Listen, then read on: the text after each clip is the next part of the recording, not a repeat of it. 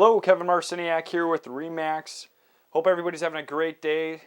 Wanted to today talk about a little bit of what is involved in a home inspection. A home inspection is one of your most important deals in the real estate transaction. The reason why I say that is you want somebody who is really going to check over the house, look at different parts of the house, like the mechanics which are behind me, the walls, everything from electrical to plumbing, to make sure everything is again working in the home, that we don't have any issues, any leaks in the piping, things like that. And again, it's a small drop in the bucket when you look at the big picture of buying a home. So again, wanted to talk to you a little bit about home inspections today. A home inspector, again, his job is to take a look at the house, check the insulation, the attic, so on and so forth. They go through a checklist of checking from the exterior all the way to the interior. Today I want to talk to you a little bit about what a home inspector is going to look at when he talks about a hot water heater. This is a gas hot water heater.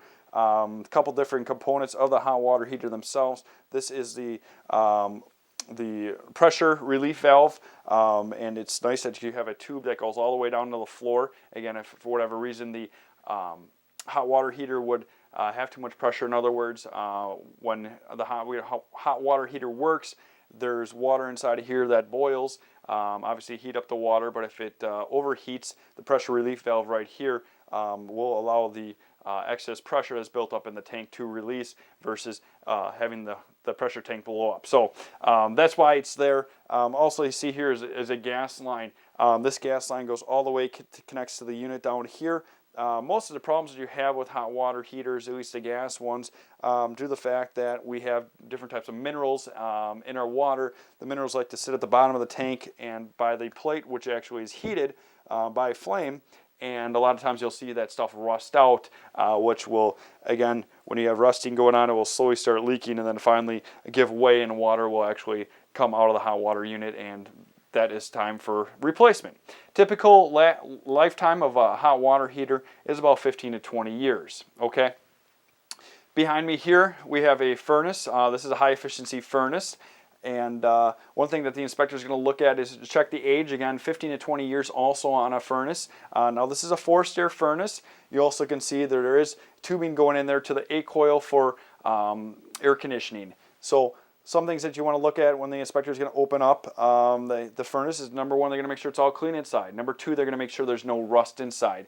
And where rust and water take place inside the actual unit is with the A coil. You have a pan there to collect water because you are cooling air. Water, again, it drops out of the pan here, and it has a hose that's supposed to go to your drain in the floor. Now, again, sometimes those get clogged and water ends up spilling over the unit and gets actually into the furnace. And rust is one of the worst things for a furnace. It really deteriorates the life of the furnace. The other things that you can do to keep it working long beyond its life expectancy is it's just like a car. You got to do the 3,000 miles for the oil change, and again, you want to have somebody come in here every winter, before winter, to make sure it's tuned up properly. Again, you get a clean burn of the flame, and everything's working good. So those are some of the big components as far as, you know, expense to replace and so on and so forth. The last thing I want to talk to you here about is the basement. I'm going to turn this camera around real quick for you to see here. What we have here is a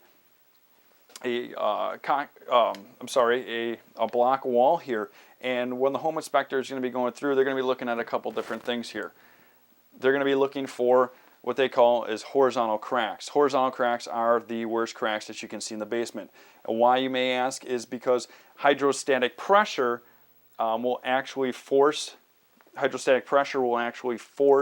the wall to more or less concave and push in on the wall, which more or less tells you have a problem. Now, there's a couple simple ways to fix it, depending on how much it's displaced. In other words, how much of a bow there is in the wall. You can either put beams in the wall, or you can, depends again on how much it's displaced. You might excavate behind the wall. So on the outside, you got to excavate all the dirt, put in the stone, straighten the wall, and again, put the beams back in there. That is another way to fix it.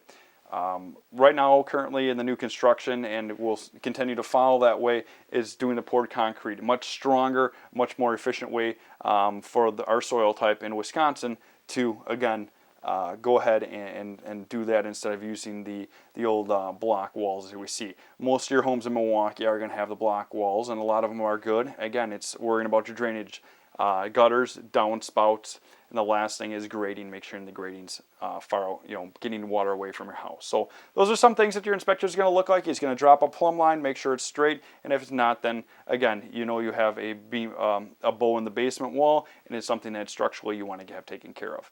If you have any other questions, if you'd like to talk to a home inspector, I know a couple of great home inspectors, so you can kind of get the gist of what's going on.